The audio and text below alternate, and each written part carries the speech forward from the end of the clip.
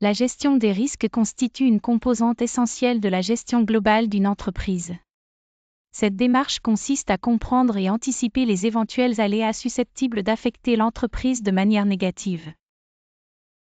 Une gestion proactive des risques permet non seulement de protéger les actifs de l'entreprise, mais aussi de renforcer sa résilience et sa capacité d'adaptation. Le processus de gestion des risques se décompose généralement en 4 étapes distinctes: identification, évaluation, priorisation et réponse.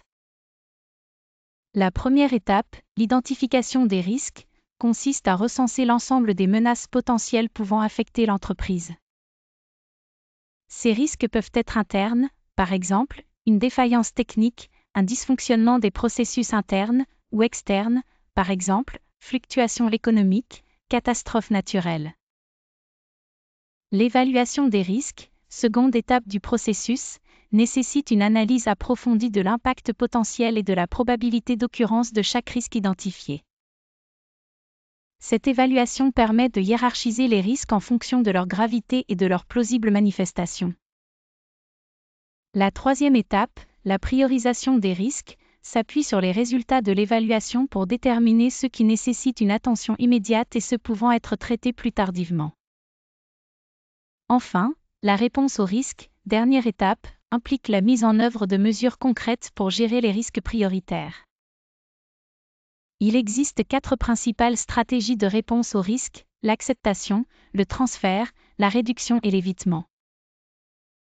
Accepter un risque signifie en reconnaître l'existence sans entreprendre d'action pour le réduire, souvent parce que le coût de la prévention serait supérieur au coût potentiel des pertes.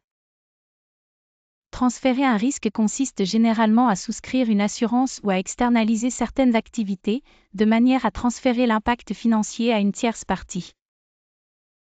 Réduire un risque implique des actions correctives visant à diminuer la probabilité d'occurrence ou l'impact du risque, telles que l'amélioration des processus et des contrôles internes. Enfin, éviter un risque consiste à prendre des décisions stratégiques permettant d'éliminer complètement la menace, telles que renoncer à certaines activités risquées. Une gestion efficace des risques repose sur une approche systématique et intégrée, permettant d'anticiper, de planifier et de réagir adéquatement aux incertitudes, garantissant ainsi la pérennité et la performance de l'entreprise.